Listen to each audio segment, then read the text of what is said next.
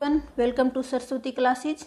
UPSC previous year के question की जो हमारी सीरीज चल रही है उसी सीरीज को आगे बढ़ाते हुए आज हम नेक्स्ट वीडियो को लेके आए हैं। तो चलिए वीडियो को स्टार्ट करते हैं। हमारा फर्स्ट क्वेश्चन है कि सूची 1 को सूची 2 से सुमेलित कीजिए और सूचियों के नीचे दिए गए हुए कूट का प्रयोग करते हुए सही उत्तर का चयन कीजिए। तो एक तरफ जो विद्रोह हुए थे उनका वर्णन किया गया है और दूसरे में हमें बताना है कि ये कहाँ कहाँ पे हुए थे। तो पहला है मोपला विद्रोह, दूसरा पाबना विद्रोह, तीसरा है एका आंदोलन, चौथा है बिरसा मुंडा विद्रोह। तो मोपला विद्रोह कहाँ पे हुआ था? तो ये हुआ था केरल में, पहले का ए आएगा। और पाबना विद्रोह ये हुआ था बंगाल में। उसके बाद है एका आंदोलन। एका आंदोलन हुआ था उत्तर प्रदेश यानी अवध में। और उसके बाद है बिरसा मुंडा विद्रोह, ये हुआ था बिहार यानी जो छोटा नागपुर का क्षेत्र था वहां पे। तो इस प्रकार इसका आंसर क्या हो जाएगा? ए का 1, बी का 3, सी का 4 और डी का 2। तो इस प्रकार इसका सही आंसर हो जाएगा ऑप्शन नंबर ए।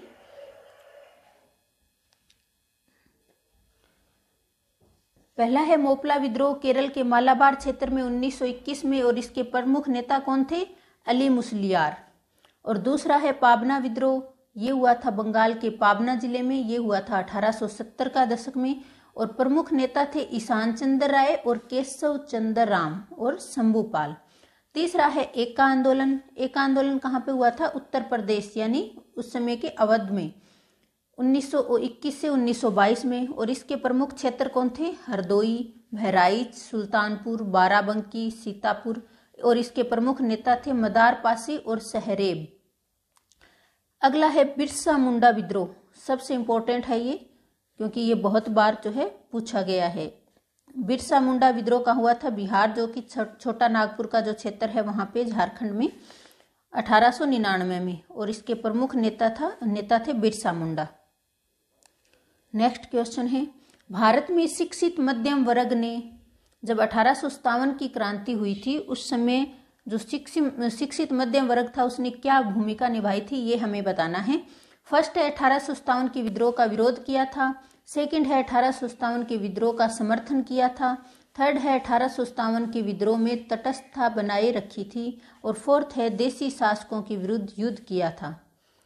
तो इसका सही आंसर क्या होगा? इसका सही आंसर हो जाएगा ऑप्शन नंबर सी, यानी 1857 के विद्रोह में शिक्षित वर्ग ने तटस्थता बनाए रखी थी। क्योंकि ये जो है शिक्षित मध्यम वर्ग जो था वो 1857 के विद्रोह के खिलाफ थे। उनका मानना था कि जो अंग्रेज है ना वो भारत के अच्छे के लिए बदल रहे हैं भारत को, और वे किसानों और सिपाहियों को अनपढ़ और अशिक्षित मानते थे। तो ऑप्शन नंबर सी इसका सही आंसर हो जाएगा कि शिक्षित मध्यम वर्ग ने 1857 के विद्रोह में तटस्थता बनाए रखी थी। नेक्स्ट क्वेश्चन है, अवनींद्रनाथ टैगोर के बनाए गए चित्रों को वर्गीकृत किया गया है, कहाँ पे किया गया है? यथार्थवादी है, समाजवादी है, पुनराजीवनवादी है या प्रभाववादी है? किसमें वर्गीकृत करेंगे? तो इसका सही आंसर हो जाएगा ऑप्शन नंबर सी, यानी पुनराजीवनवादी। तो अवनींद्रनाथ टैगोर के बारे में जान लेते हैं कि ये कौन थे।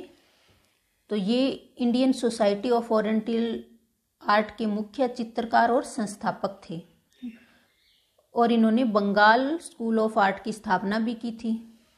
और ये एक चित्रकार के साथ साथ बंगाली बाल साहित्य के प्रख्यात लेखक भी थे। बंगाल के थे अवनींद्रनाथ टैगोर। अवनींद्रनाथ टैगोर पुनराजीवन आंदोलन के नेता के रूप में जाने जाते हैं।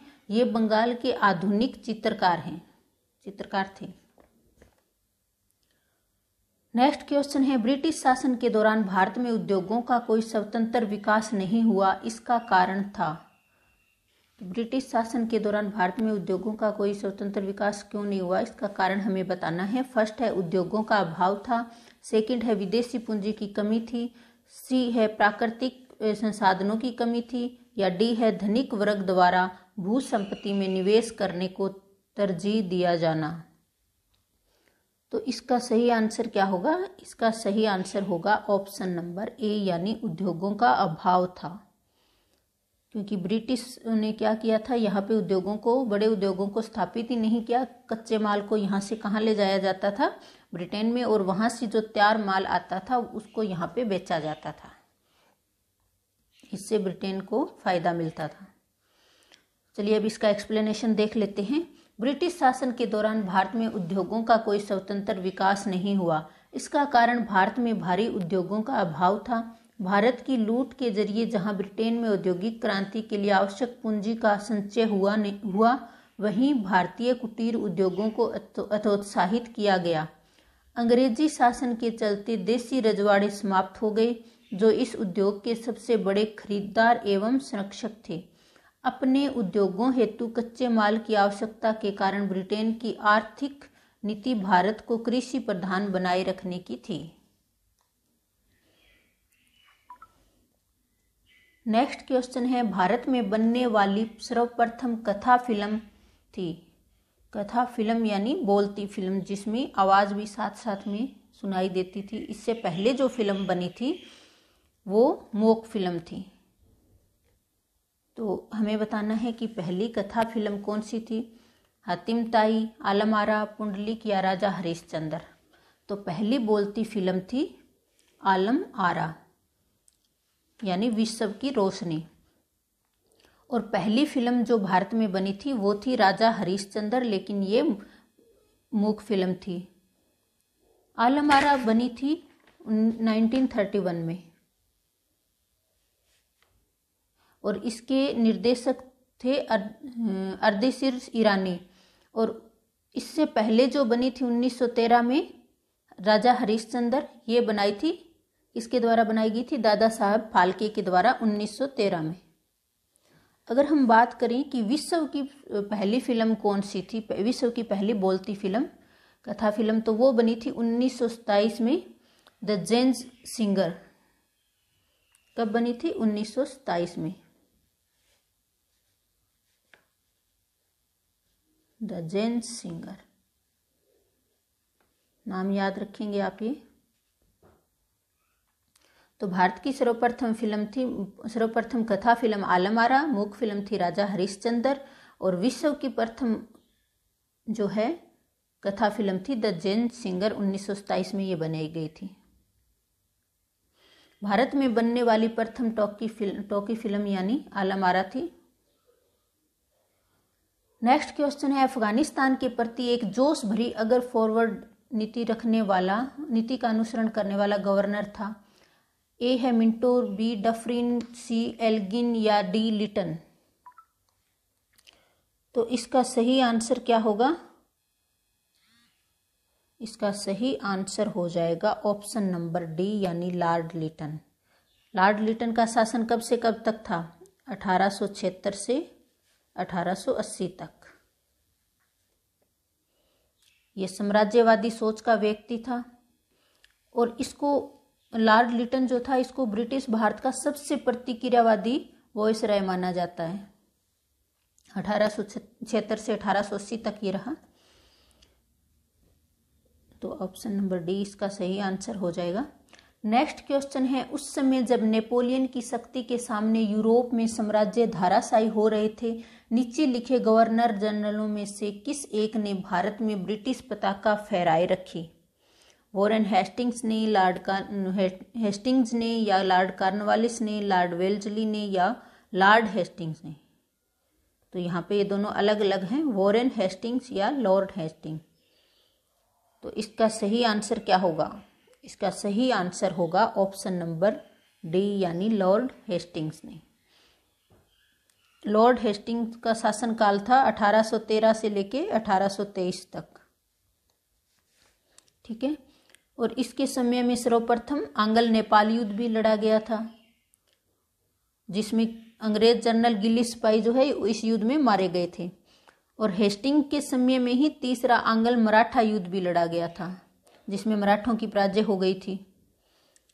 हेस्टिंग्स के बारे में और हम बात करें तो पिंडारियों का दमन करने का श्रेय भी किसको दिया जाता है? लॉर्ड हेस्टिंग्स को। तो ऑप्शन नंबर डी इसका सही आंसर हो जाएगा। नेक्स्ट क्वेश्चन है, निम्नलिखित कथनों में से कौन सा एक सही नहीं है। पहला है, नील दर्पण नील की खेती करने वाले किसानों के शोषण पर आधारित नाटक था। ऑप्शन बी है, घासीराम कोतवाल नामक नाटक के लेखक का नाम विजय तेंदुलकर था। ऑप्शन सी है, नवीन चंद्र दास लिखित नाटक नवाब बंगाल के अकाल पर आधारित था। और डी है, उर्दू रंगमंच फारसी थिएटर पर बहुत अधिक आधारित हुआ करता था। तो हमें बताना है कि इसमें से कौन सा जो है सही नहीं है, ये हमें बताना है। तो इसका सही आंसर होगा ऑप्शन नंबर सी, यानी नवीन चंद्र दास लिखित नाटक नवाब बंगाल के अकाल पर आधारित था। नहीं, ये आंसर इसका सही होगा क्योंकि ये नवीन चंद्र दास द्वारा ही लिखा गया था। सबसे पहले हम देख लेते हैं, नील दर्पण नील की खेती करने वाले किसानों के शोषण पर आधारित था, तो ये एकदम सही हो जाएगा। घासीराम कोतवाल नामक लेखक का नाटक के लेखककार कौन थे? विजय तेंदुलकर, ये भी सही हो जाएगा। इसमें चारों ही ऑप्शन सही है, कोई भी गलत नहीं है, क्योंकि फर्स्ट, सेकंड और थर्ड चारों इसमें सही हो जाएंगे। नील दर्पण जो था, दीनबंधु मित्र द्वारा लिखित नील दर्पण जो था 1860 में ये प्रकाशित हुआ था। घासीराम कोतवाल नामक नाटक के लेखक विजय तेंदुलकर थे, ये भी सही है। और उसके बाद है, नवीन चंद्र दास द्वारा लिखित नाटक बंगाल के अकाल पर आधारित था, ये भी सही है। और चौथा है डी, उर्दू रंगमंच फारसी थिएटर पर बहुत अधिक आधारित हुआ करता था। तो इस प्रकार इसका आंसर कोई भी इसमें से ऐसा नहीं है जो गलत होगा।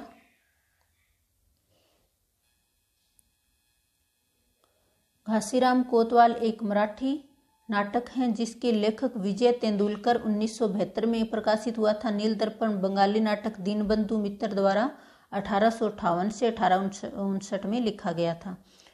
तो इसमें से सभी जो हैं सही हो गए हैं, ये इसका आंसर नहीं होगा। नेक्स्ट क्वेश्चन है, सूची 1 को सूची 2 से सुमेलित कीजिए और नीचे दिए हुए कूट का प्रयोग करते हुए सही उत्तर का चयन कीजिए।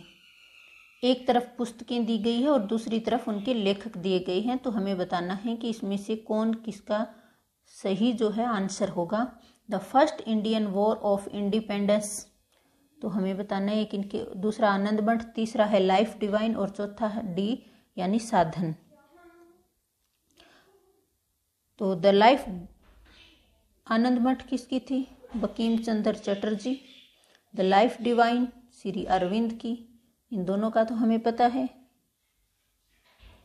और the first Indian war of independence ये थी विनायक दामोदर सावरकर की, यानी ए का 4 आएगा, आनंद मठ बी का 3, लाइफ डिवाइन के सी का 2 और साधन के रविंद्रनाथ टैगोर। तो इस प्रकार इसका आंसर हो जाएगा option number A. The life divine Shri Aurobindo Ghosh की दार्शनिक साहित्यिक रचना है। यह पश्चिम विचारों तथा पूर्वी अध्यात्म का संकलन है। नेक्स्ट क्वेश्चन है, निम्नलिखित घटनाओं पर विचार कीजिए। पहला है नील विद्रोह, दूसरा संथाल विद्रोह, तीसरा दक्कन के दंगे, चौथा है सिपाही विद्रोह।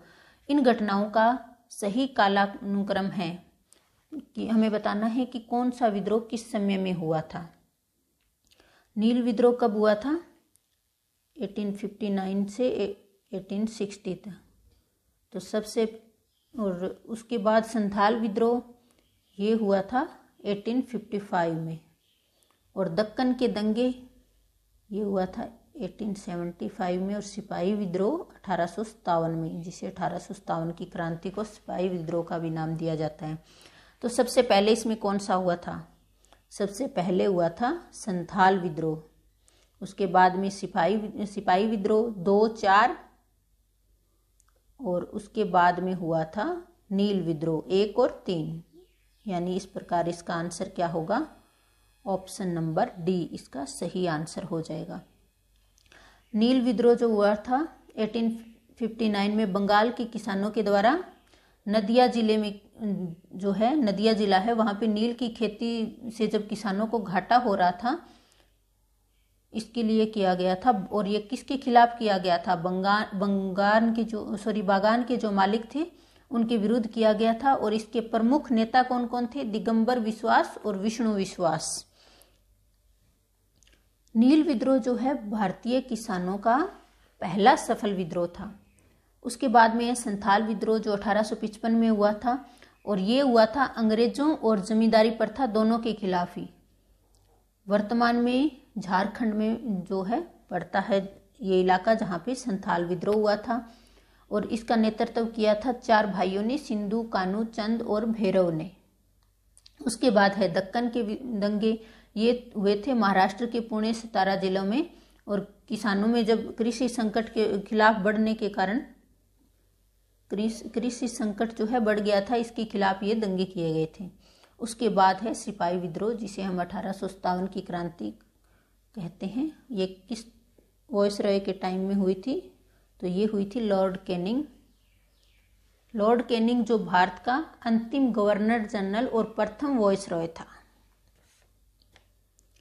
नेक्स्ट क्वेश्चन है नील विद्रोह, पहले इसका एक्सप्लेनेशन देख लेते हैं। नील विद्रोह 1859 से 1860 तक, संथाल विद्रोह 1855, दक्कन दंगे 1875, सिपाही विद्रोह 1857।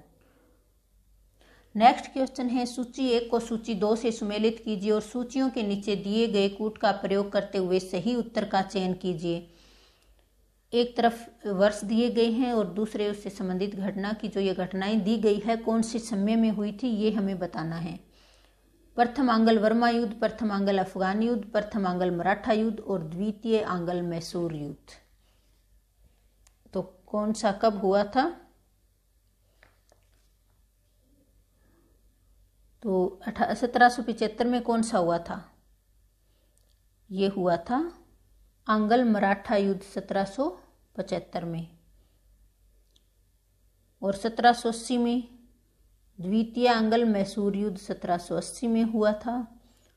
और 1824 में ये हुआ था, 1824 में हुआ था आंग्ल अंग्रेजों और वर्मा के बीच जो युद्ध हुआ था 1824 में। अभी एक बच गया 1838 में प्रथम आंग्ल अफगान युद्ध। तो इस प्रकार इसका सही आंसर हो जाएगा ऑप्शन नंबर सी, यानी 1775 में प्रथम आंग्ल मराठा युद्ध, 1780 में द्वितीय आंग्ल मैसूर युद्ध, 1724 में प्रथम आंग्ल वर्मा युद्ध और 1838 में प्रथम आंग्ल मराठा युद्ध, प्रथम आंग्ल अफगान युद्ध। तो सी आंसर इसका सही हो जाएगा। वर्मा युद्ध जो 1824 से 1826 तक चला था और इसमें अंग्रेजों की जीत हुई थी। और इसका अंत किससे हुआ था? यांडबू की संधि से। और दूसरा युद्ध हुआ था अंग्रेजों और वर्मा के बीच, दूसरा युद्ध हुआ था 5 अप्रैल 1852 को। और तीसरा युद्ध हुआ था 1885 में। और इससे कौन से राजवंश का अंत हुआ था? वहां पे कोनबोंग राजवंश का अंत हुआ था। अच्छा, भारत में कब मिलाया गया था वर्मा को? 1937 में, अलग किया गया था। वर्मा ने फिर क्या किया था 1824 में, तो जब युद्ध हुआ और उसके बाद जो अंतिम युद्ध हुआ था 1885 में, तब अंग्रेजों का उस पर अधिकार हो गया। उसके बाद जब 1937 में है ना, वर्मा के लोग भारत को अपने खुद से अलग मानकर वहां पे अलग शासन चलाने लगे थे। और वर्मा को स्वतंत्रता कब मिली थी? 1948 में। प्रथम आंग्ल वर्मा युद्ध 1824 ईस्वी में एमहार्स्ट यांडबू की संधि से इसे समाप्त किया गया था। और प्रथम आंग्ल अफगान युद्ध ये हुआ था 1838 में ऑकलैंड, और जो कि अनिर्णायक रहा था, कोई भी संधि नहीं हुई थी। तो तीसरा है प्रथम आंग्ल मराठा युद्ध जो हुआ था 1775 में वॉरेन हेस्टिंग में सालाबाई की संधि हुई थी। और द्वितीय आंग्ल मैसूर युद्ध हुआ था 1780 ईस्वी में वॉरेन हेस्टिंग्स और मंगलूर की संधि से यह समाप्त हुआ था। तो मैसूर का सबसे सबसे प्रसिद्ध शासक कौन है? टीपू सुल्तान, हैदर अली के बेटे थे ये। नेक्स्ट क्वेश्चन है, ब्रिटिश भारतीय राज्य क्षेत्र का अंतिम प्रमुख विस्तार हुआ डफरिन के समय में, डलहौजी के समय में, लिटन के समय में या कर्जन के समय में? तो ब्रिटिश भारतीय राज्य क्षेत्र का अंतिम प्रमुख विस्तार, सबसे ज्यादा विस्तार हुआ था डलहौजी के समय में। ऑप्शन नंबर बी इसका सही आंसर हो जाएगा, क्योंकि लेप्स की नीति डलहौजी ने जब अपनाई थी, जिससे झांसी, सतारा, जैतपुर, संबलपुर, नागपुर, उदयपुर को अंग्रेजी साम्राज्य में मिला लिया गया और अवध को भी मिलाया गया था।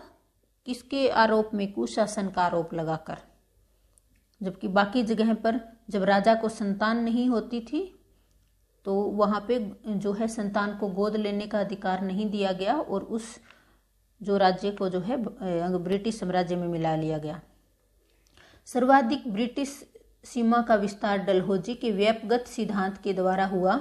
इसके अंतर्गत झांसी, सतारा, जैतपुर, संबलपुर, उदयपुर व नागपुर को अंग्रेजी साम्राज्य में मिला लिया गया तथा अवध को कुशासन का आरोप लगाकर ब्रिटिश साम्राज्य का अंग बना लिया गया। तो इस प्रकार इसका आंसर हो जाएगा option number B. Next question है, निम्नलिखित कथनों में से कौन सा एक गलत है? पहला है, गोवा को 1987 ईस्वी में पूर्ण राज्य का दर्जा प्राप्त हुआ। दूसरा है, द्वीप खंबात की खाड़ी में एक टापू है। तीसरा है, दमन और द्वीप को भारत के संविधान के 56वें संविधान संशोधन द्वारा गोवा से अलग किया गया। और लास्ट में है, दादरा और नगर हवेली 1954 ईस्वी तक फ्रांसीसी औपनिवेशिक शासन के अंतर्गत थे। तो हमें बताना है कि यहाँ पे कौन सा गलत है। तो ऑप्शन नंबर डी ही इसमें गलत होगा, क्योंकि दादरा और नगर हवेली जो थे किसके अधीन थे? फ्रांसीसियों के अधीन ना होकर पुर्तगालियों के अधीन में थे। तो ऑप्शन नंबर डी इसका सही आंसर हो जाएगा। ये गलत है और गलत ही हमें बताना है। चलिए अब इसका एक्सप्लेनेशन देख लेते हैं। दादर एवं नागर हवेली 1954 के बाद भी पुर्तगाली औपनिवेशिक शासन के अंतर्गत थे। 1961 में इसे पुर्तगालियों से मुक्त कराया गया। नेक्स्ट क्वेश्चन है, निम्नलिखित भारतीय शासकों में से कौन था जिसने विदेशों में आधुनिक पद्धति से दूतावास स्थापित किए थे? ऑप्शन ए है हैदर अली, ऑप्शन बी है मीर कासिम, ऑप्शन सी है शाह आलम द्वितीय या ऑप्शन डी टीपू सुल्तान। तो इसका सही आंसर हो जाएगा ऑप्शन नंबर डी यानी टीपू सुल्तान, जिसका अभी हमने जिक्र किया था, जिसने अलग अलग देशों फ्रांस, टर्की, इजिप्ट में दूतावास बनवाए थे। टीपू सुल्तान ने फ्रांस, टर्की और इजिप्ट में दूतावास बनवाए और वहां अपने दूत भेजे। इसने जैकोबिन दल की सदस्यता ली और राजधानी श्रीरंगपट्टनम में स्वतंत्रता का वृक्ष लगवाया। नेक्स्ट क्वेश्चन है, निम्नलिखित युग्मों में से कौन सा सही सुमेलित नहीं है? सुमेलित नहीं है ये हमें बताना है। भारत की प्रथम टेक्निकलर फिल्म झांसी की रानी, भारत की प्रथम 3D फिल्म माय डियर कुटीचाटन, और तीसरा है भारत की प्रथम बीमाकृत फिल्म ताल, और ऑप्शन डी है भारत रत्न प्राप्त करने वाली पहली भारतीय मीना कुमारी प्रथम अभिनेत्री थी। तो हमें बताना है कि इसमें से कौन सा सही नहीं है। तो पहला तो सही हो जाएगा कि भारत की प्रथम टेक्निकलर फिल्म झांसी की रानी थी। भारत की प्रथम 3D फिल्म माय डियर कुटीचाटन ये भी सही है, और भारत की प्रथम बीमाकृत फिल्म ताल थी ये भी सही है। लेकिन भारत रत्न प्राप्त करने वाली प्रथम महिला कौन थी? मीना कुमारी की प्रथम अभिनेत्री, ये गलत हो जाएगा। सबसे पहले भारत रत्न मिला था 1971 में इंदिरा गांधी जी को, और उसके बाद मदर टेरेसा को भी मिला था। अभिनेत्री को तो नहीं, लेकिन 2001 ईस्वी में जो संगीतकार लता मंगेशकर जी थे, जिनका हाल ही में निधन हुआ है, उन्हें 2001 में भारत रत्न से सम्मानित किया गया था। मीना कुमारी को भारत रत्न नहीं मिला था। तो ऑप्शन नंबर डी इस प्रकार इसका सही आंसर हो जाएगा। नेक्स्ट क्वेश्चन है, चिरस्थायी बंदोबस्त 1793 ईस्वी के अंतर्गत जमींदारों से अपेक्षा की गई थी कि वे खेतीहरों को पट्टा जारी करेंगे। अनेक जमींदारों ने पट्टे जारी नहीं किए। इसका कारण था, ऑप्शन ए है जमींदारों के ऊपर किसानों का विश्वास था, ऑप्शन बी है जमींदारों के ऊपर कोई सरकारी नियंत्रण नहीं था, ऑप्शन सी है यह ब्रिटिश सरकार की जिम्मेदारी थी, या ऑप्शन डी खेतीहरों की दिलचस्पी पट्टा प्राप्त करने में नहीं थी। तो हमें बताना है कि इसमें से कौन सा जो है इसका कारण था। तो इसका सही आंसर हो जाएगा ऑप्शन नंबर बी, यानी जमींदारों के ऊपर कोई सरकारी नियंत्रण नहीं था, क्योंकि जमींदार जो है जमीन के मालिक होते थे और जो एक निश्चित भाग जो है ब्रिटिश कोष में इनको जमा करना होता था। यानी अंग्रेजों को अपने कर से मतलब था, वो जमींदार चाहे जमीन किसानों को देते हैं या अपने पास रखते हैं, इसलिए वो जमींदारों के ऊपर कोई नियंत्रण नहीं रखते थे, क्योंकि 10/11 भाग जो है जमींदारों के द्वारा ब्रिटिश कोष में जमा कर दिया जाता था। जॉन शोर ने स्थायी बंदोबस्त व्यवस्था की योजना बनाई, जिसे 1793 ईस्वी में लॉर्ड कॉर्नवालिस ने बंगाल, बिहार, उड़ीसा में लागू किया। इसमें जमींदार जमीन के मालिक होते थे जो लगान का एक निश्चित भाग यानी 10/11 भाग जो है ब्रिटिश कोष में जमा करते थे। तो स्थायी बंदोबस्त किसके द्वारा लागू किया गया था? लॉर्ड कॉर्नवालिस के द्वारा। योजना इसकी जॉन शोर ने बनाई थी, लेकिन लागू किया गया था लॉर्ड कॉर्नवालिस के द्वारा। नेक्स्ट क्वेश्चन है, निम्नलिखित कथनों पर विचार कीजिए। पहला है आर्य समाज की स्थापना 1835 ईस्वी में हुई थी। दूसरा है लाला लाजपत राय ने आर्य समाज के उस आग्रह का विरोध किया जो उसके अपने समाज सुधार कार्यक्रमों के समर्थन में वेदों को प्राप्त प्रमाण मानने को लेकर था।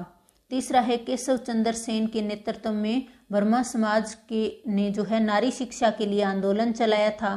चौथा है विनोबा भावे ने शरणार्थियों में काम करने के लिए सर्वोदय समाज की स्थापना की थी। तो हमें बताना है कि इसमें से कौन कौन से सही है। तो आर्य समाज की स्थापना कब हुई थी? 1835 में न होके कब हुई थी? ये हुई थी 1875 में।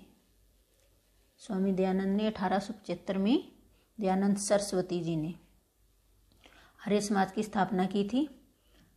और दूसरा है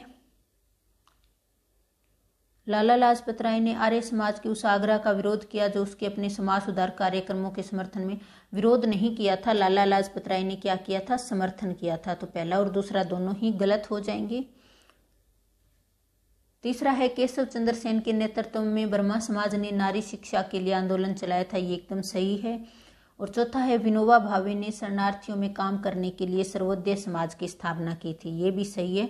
तो इस प्रकार इसका आंसर हो जाएगा ऑप्शन नंबर डी, यानी 3 और 4 सही है, लेकिन फर्स्ट और सेकंड जो है गलत हो जाएंगे।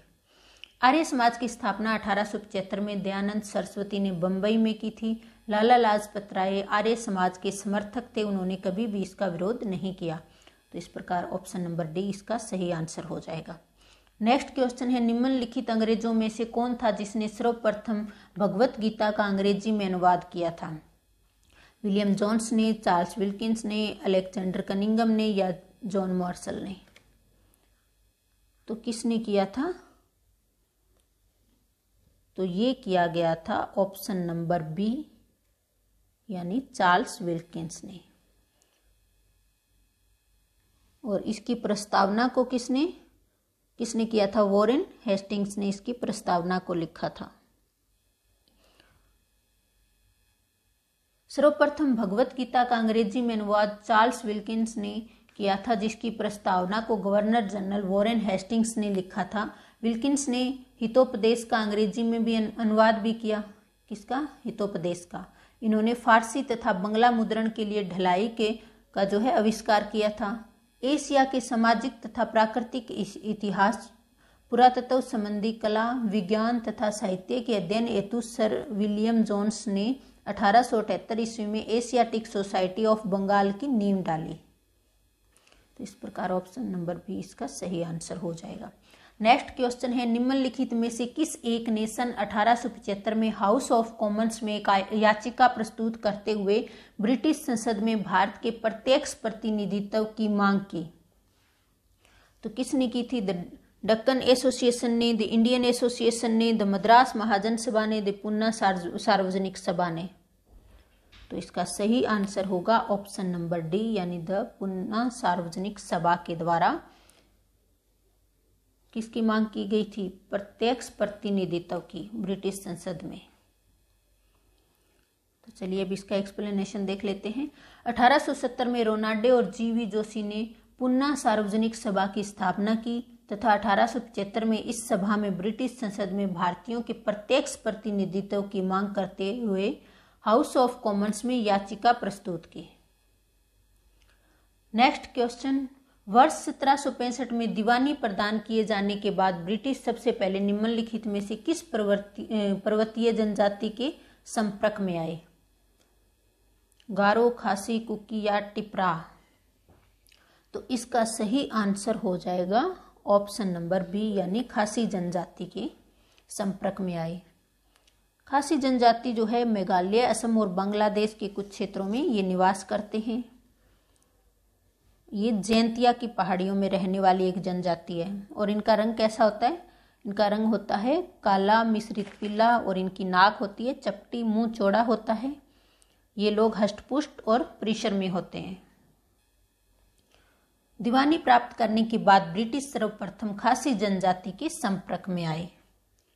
तो दोस्तों आज की हमारी वीडियो यहीं समाप्त होती है। नेक्स्ट वीडियो में फिर मिलेंगे नए जो है अगले क्वेश्चन के साथ। आपको हमारी वीडियो कैसी लग रही है हमें कमेंट बॉक्स में ज़रूर बताएं। नेक्स्ट वीडियो में फिर मिलेंगे, तब तक के लिए धन्यवाद।